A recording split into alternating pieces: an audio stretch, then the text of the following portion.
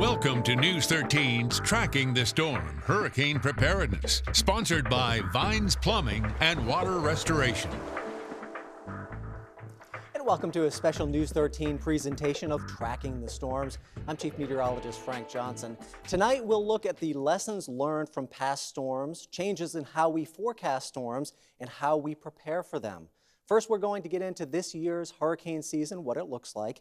We are in the thick of hurricane season right now. Last year's hurricane season in the Atlantic was the busiest since 2012, and so far this year we are running above normal. At this point in an average season, we would have had just one named storm.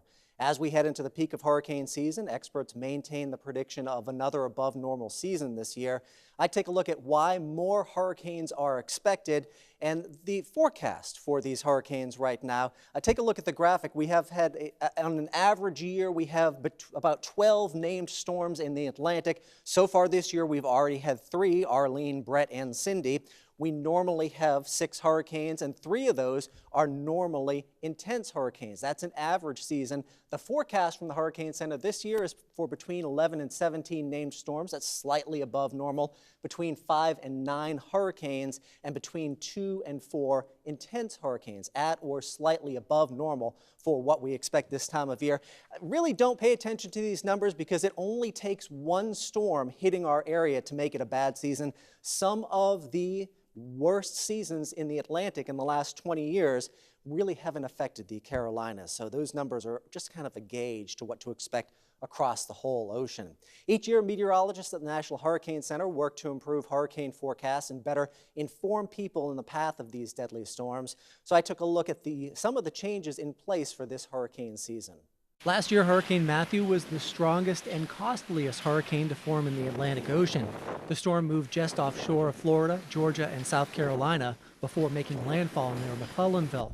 There are lessons to be learned from Matthew.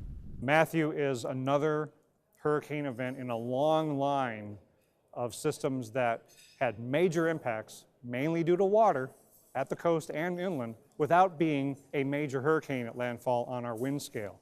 So it's showing us again that we don't want to focus on the category, and the path that Matthew took shows focusing on the track and exactly where landfall is going to occur doesn't help us either.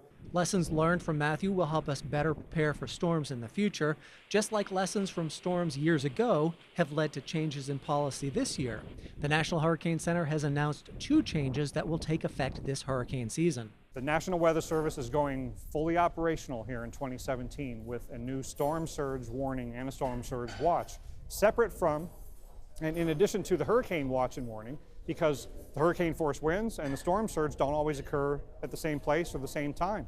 In 2008, Hurricane Ike hit Texas, but a storm surge caused damage in Florida, which was not under a hurricane warning. A storm surge warning would have alerted people to the danger, even though the hurricane was hundreds of miles away. Also this year, tropical advisories can be issued before a storm has even formed. Because in the past, we haven't been able to issue the tropical storm watch or warning or hurricane watch if it wasn't yet a depression or storm, but when that's happening right off the coast, that means the watch or warning is too late. This will get watch and warning information out a little bit sooner so people have more time to prepare. Better preparation will reduce property damage and save lives.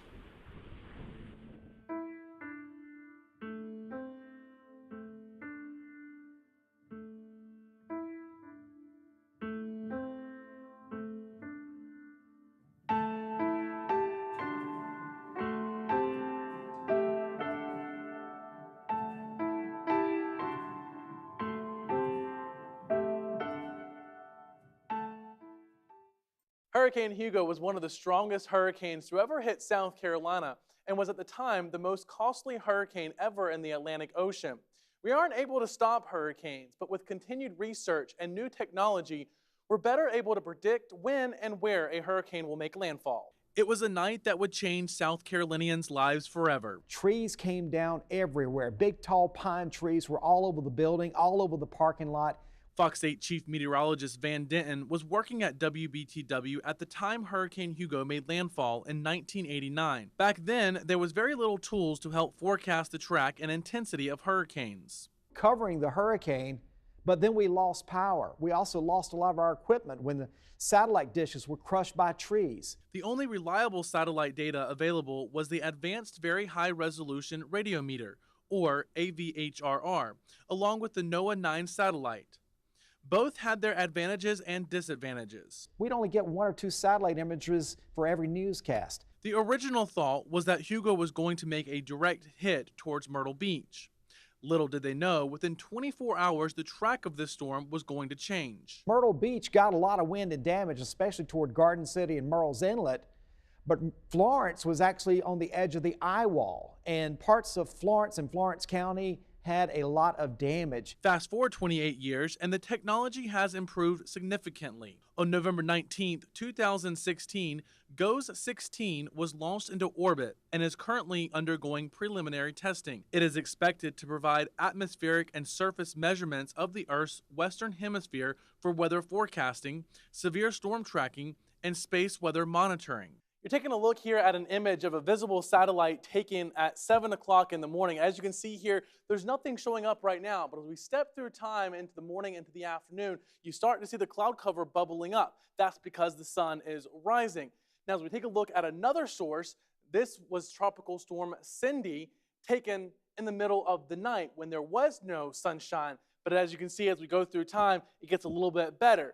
This new GOES-16 will help us to better forecast way into the middle of the night. Hurricane Matthew destroyed many homes and businesses in our area, especially in Lumberton and Nichols. News 13's Kiana Patterson investigated what prevented better warnings about how high the water would go. It's really sad. The house in the front here was the house I grew up in. And when I came out of pharmacy school, I built the house in the backyard. Butch Pace has called this home for 71 years, but now he's not sure if he's able to return. The house is saturated in fuel oil. It is unlivable. His dad opened Pace's pharmacy in the 30s, and it's the only pharmacy in town. If he cannot come back, the people in Nichols will have to travel to other areas for medicine. I miss my patients and my customers and my friends. I miss them greatly.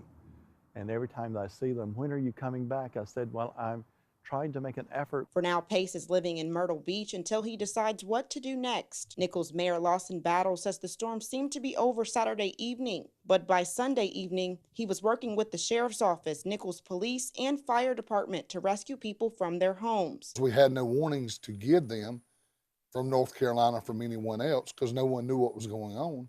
Mayor Battle says he's never seen anything like it in his life. It was very real.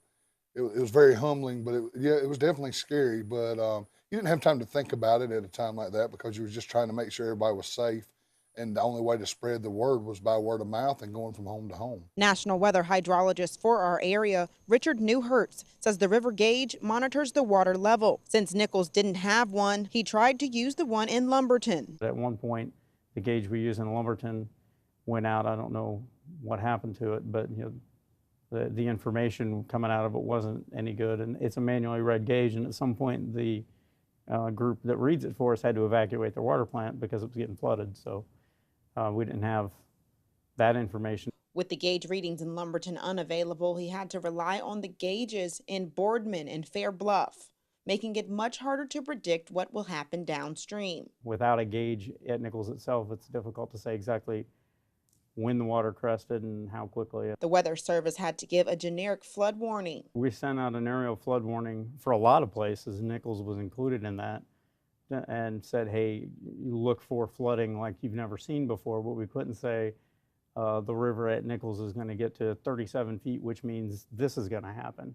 Whereas these points where we get forecasts from the River Forecast Center, there are defined impacts at each stage. Newhertz says floods like this will happen again. It's just a matter of when and being prepared. Mayor Battle says his crews were able to rescue 148 people. I would like to see some kind of warning system where we definitely talk with North Carolina to get information they're getting. You know, if it only gives us an extra hour, that's an hour for people to get out. There wasn't time to get belongings or anything, just need to communicate better with them and maybe have better systems in place to test water levels and water flow volumes to see how high the rivers are rising and how quickly they're coming this way. As for hundreds of people in the town like Pace, he hopes the town and county administration distribute funds soon to get the town back up and running. I lost my business, my job, 2 houses, and 2 cars, and probably my hometown. Reporting for News 13, Kiana Patterson.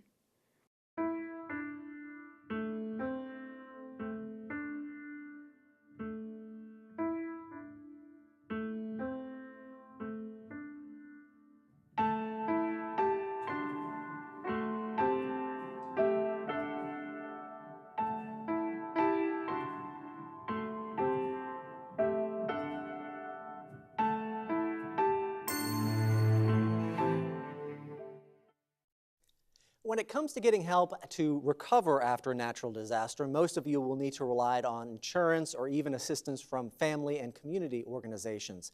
Financial assistance from the government usually only helps the poorest of the poor, and we've learned that that assistance often takes 2 years or more. News 13's Brandon Herring takes a look at why that aid takes so long and if anything can be done to help those in need more quickly.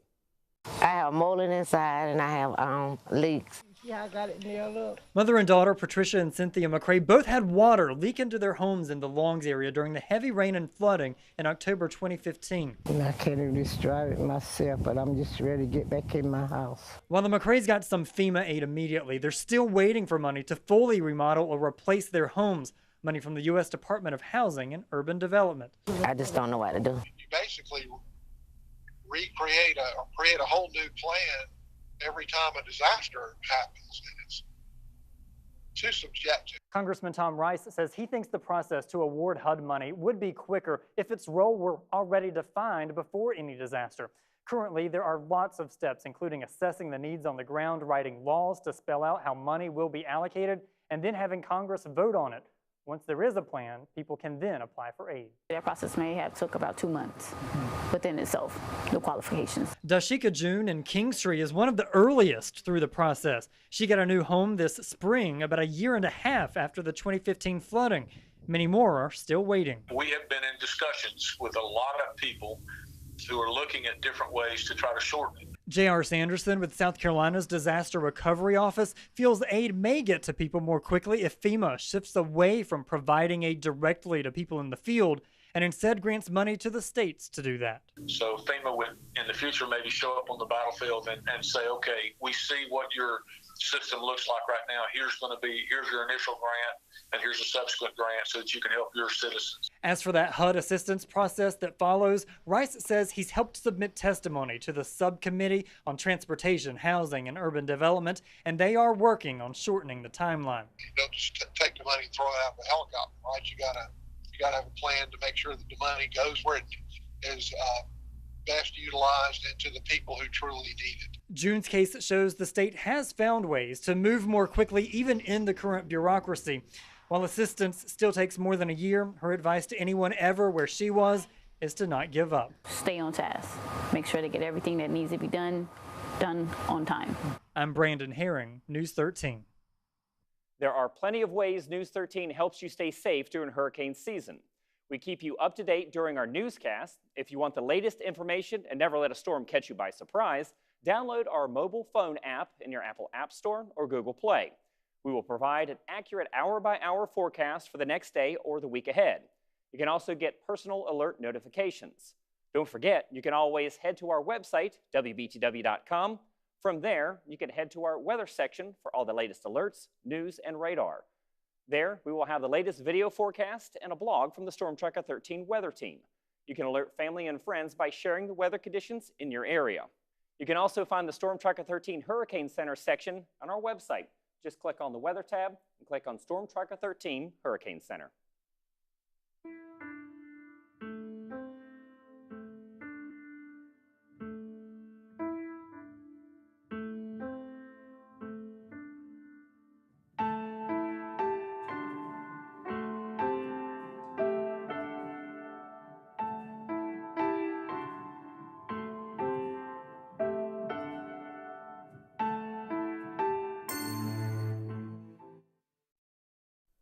During Hurricane Matthew, thousands in our area were without power, but cities along the Grand Strand are working on ways to improve their lines. As News 13's Taylor Herlong reports, their improvements could help you get safer, get your power back quicker, and could prevent you from losing power altogether. Hurricane Matthew brought strong winds and heavy rain, bringing down trees and power lines in its path. We have 4 major areas. Susan Mungo with Santee Cooper remembers watching the action from their storm center. They were in there just watching them boom, boom, boom, breakers falling left and right. Within a matter of minutes, Mungo says they had over 130 customers without power, and calls for service flooded their call center. After Hurricane Matthew, we found that what had brought down a lot of our lines, a lot of our structures, was trees that had toppled over. Like here in Cherry Grove, where electrical equipment caused multiple homes to go up in flames, totaling $6.9 million worth of damage. After the storm, Mungo says people tried to clean up where power lines were torn down. And because it's hard to tell whether or not a downed line is still energized, touching it can be deadly. That's one of the reasons cities like North Myrtle Beach are putting their power lines underground. You can imagine, during a storm event, power lines that are knocked down off of poles, people can get into them when they are knocked off of poles, and then also you get the power back on quicker because you don't have to hang wire back up. It's already there. There may be some structures that have some damage, but it can be pulled back online a lot quicker. Travis Dupree is the city's public works engineering manager and says while the project is expensive at about $700 per foot of line, Hurricane Matthew proved it's worth it. The areas where there was already the conversion done, we didn't have any issues. And if we did, it was minimal interruption. Dupree says the city of North Myrtle Beach is still 30 to 50 years away from finishing the whole city because of the cost. Mungo says that's the case for many cities in our area. Most of our cities have conversion projects where they are putting portions of their facilities underground. I think more and more cities and towns would be moving towards that. Most all new construction is underground. So I think eventually we will see that. Mungo says it is important to note that underground lines are not safe from storm surge. And if flooding is a problem like it was during Hurricane Matthew, crews could still have a hard time getting to lines to make repairs. Ultimately, though, she says underground lines are the safer option, especially in our area where one of the biggest problems with hurricanes is the damaging winds. Reporting for News 13, I'm Taylor Herlong.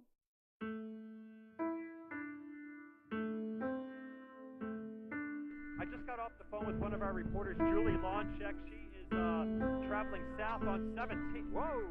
The surface is amazing how much it's come up since the last time it came to us about an hour ago. Of course, canopies are being ripped as out of the way. Farther north, this is the North Myrtle Beach line. After a hurricane, one concern in the storm's wake is price gouging. News 13's Erica Edwards takes a look at what it is and what you can do to make sure you don't become a victim. When disaster strikes, there's a lot to worry about, but a major concern can be price gouging. That's when businesses sell goods or services for a price state law calls, quote, unconscionable or unreasonably excessive. However, without any federal laws addressing price gouging, economist Rob Salvino says it can be difficult to pin down. We don't have an economic definition of price gouging. There's no constraint that's set by law that says this much percent or this many dollars is price gouging. But what we know is whenever supply is limited or demand surges, there's going to be an effect on prices. In North and South Carolina, the price gouging law goes into effect once the state's governor has declared a disaster or emergency. Both governors enacted the law during extreme flooding in October 2015 and during Hurricane Matthew in 2016. According to the state's attorneys general, there's not a set percentage or amount so that the law can apply to different products and services in times of crisis. Things like gas, food, water, or in extreme circumstances, even lodging. A normal hike in prices isn't illegal. In fact, Salvino says short-term price increases can be a way to make sure emergency responders and rescue crews have the supplies they need to do their jobs. Prices cause people to change their behavior. If everyone ran out and bought all the gas, anyone who had a vehicle went out and filled up their tanks, the question would be, do the people who need it most have enough gas to help? So how can you tell the difference between price gouging and an average price increase? Let's take gasoline prices. Historically, they're pretty low, $1.90 a gallon in the area. Let's say that hurricane comes and they go up to $3, $3.50, $4, depending on how bad it gets. I would say those are within reason. I wouldn't call that price gouging. But if you see one station down the road at $6 or $8, that's price gouging, probably. You need a place to stay. And you go to Hotel X, where rooms are normally $99 a night. And now they're $199 a night. That's price gouging. That is taking advantage of a bad situation. The Better Business Bureau says there are steps you can take to make sure you don't get scammed. First, check with the BBB before doing business with any companies or contractors. Make sure they're licensed and have good ratings or reviews. And get multiple estimates for home repairs. Don't be afraid to ask what the job would have cost before the storm. Also, the BBB says don't ever pay for a job up front. Putting a percentage down is normal, but never any more than that. Finally, try and do business locally. That way, you know you can reach them later if you have any issues. Experts say there are often groups who come into town to take advantage of victims. In a natural disaster, people come in from other states because this is where the work is. I'd be very cautious about doing business with contractors from other states. If a contractor knocks on your door, I don't know that that's a good idea. Under the law, the Attorney General's office can seek refunds for people who paid too much for goods or services. If you think you've been a victim of price gouging, hang on to any examples or documentation and report it to the State Attorney General's office. You can file a complaint online or by phone or by mail. We've posted all that contact information on our website, WBTW.com. Reporting for News 13, I'm Erica Edwards. In South Carolina, price gouging is a misdemeanor offense, and those who do it can get up to a $1,000 fine and 30 days in jail. In North Carolina, price gougers can face fines up to $5,000. When preparing for a storm, there are some things you need to know. Fill sandbags with sand, not soil. Only fill 2/3 of a bag. And don't stack sandbags directly on top of each other. And duct tape doors with plastic tarp first. Also, clear debris from gutters and windowsills, add downspout extensions, trim back trees, and don't duct tape windows. If you duct tape your windows, we found out why experts say not to. You see a lot of people that take duct tape and they'll put it on their windows. And you do not want to do that, because if you do that, it's not going to keep the windows from breaking from the hurricane winds. The winds will force through and you're still going to have the glass break. And what that'll do is it'll increase the wind pressure inside the home, and it can literally take the roof off or destroy the interior of your homes like that. And that's it for News 13 Tracking the Storm special. We hope that it has been informational and helpful.